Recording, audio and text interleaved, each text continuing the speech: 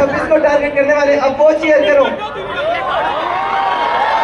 यार इतने सारे आए हो, पढ़ाई नहीं कर रहे क्या? मैंने सुना है कि ऑडियंस खरीदी भी जाती है, तो अगर हंसी ना आए तो पैसे है।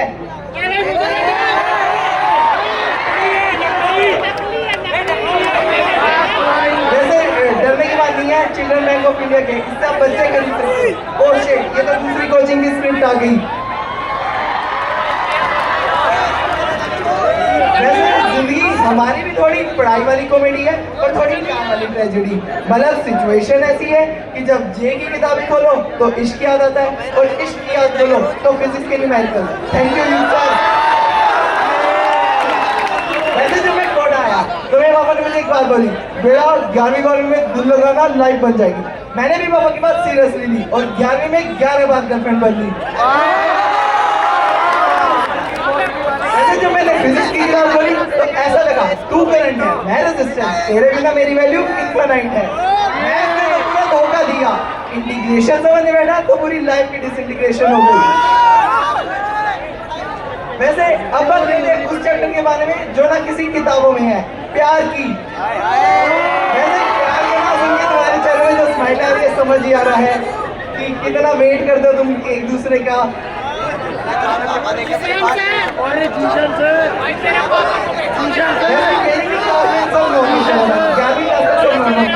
मैथ्स, फिजिक्स, केमिस्ट्री इन सब की एक अलग ही प्रॉब्लम है, लेकिन असली इक्वेशन तो तब शुरू होती है जब क्लास में एक नई लड़की आती है।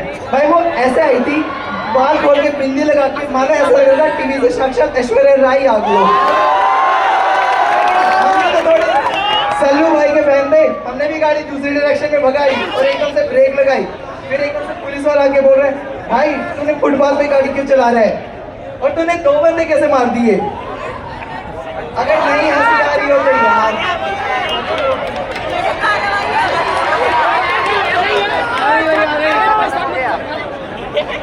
अभी हंस के दिखाओ।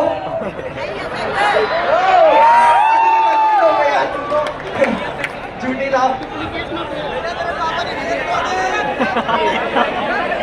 भाई वैसे हमारे क्लास में जनरली माहौल ऐसा होता है कि लोग पढ़ाई कर रहे होते हैं कि एक दूसरे दोस्त से ये बात करवाता है कि भाई तूने होमवर्क करा, भाई तूने टेस्ट की तैयारी करी, लेकिन जनरली सबका माहौल यही था, सारे यही सो रहे भाई बात कैसे करूँ, ये लड़की भाव देगी नहीं देगी। शुरुआत में हमने भी सब दूर से देख रहे थे, फिर दिल ने कहा भाई आईडी ना सही बट इग्नोर होने का एडमिशन तो हमारा पक्का हो सकता है। तो इसमें हमने सोचा कि उसे एक बार हाय तो करके आए कि कुछ तो होगा ही।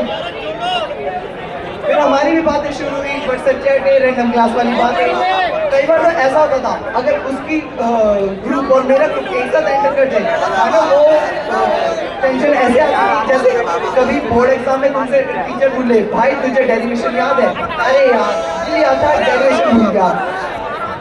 फिर क्या हुआ, फिर मिसअंडरस्टैंडिंग शुरू हुई, कभी किसी ने कुछ और समझा तो कभी किसी ने कुछ और। मानो वो रिलेशन जो 2-3 हफ्तों में बना था वो मानो ऐसे टूटा जैसे जेईएस में रन की रातों की नींद हो। तो मैंने एक शेर लिखा था, इरशाद बोलो। आवाज नहीं आई, थोड़ा सा शेर बोलो।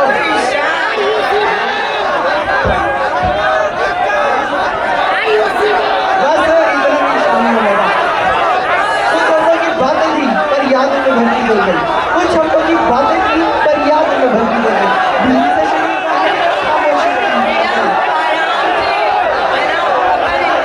तुम रेट ज्यादा कर रहे हो यार, थोड़ा तो कम करो। चलो वापस से शायरी बोलो, तुमने सुनी ना हो। कुछ हफ्तों की बातें थी पर याद उन्हें भर की दे गई। कुछ हफ्तों की बातें थी पर याद उन्हें भर की दे गई। हिंदी से शुरू हुई कहानी खामोशी में यूं ठहर गई। भाई अब सिचुएशन ऐसी है कि वो भी वही है, मेरी क्लास भी वही है, लेकिन मानो वो जब बगल से निकलती है मानो दिल कहता है बेटा आईडी ना सही बट इग्नोर होने का एडमिशन तुम्हारा पक्का है।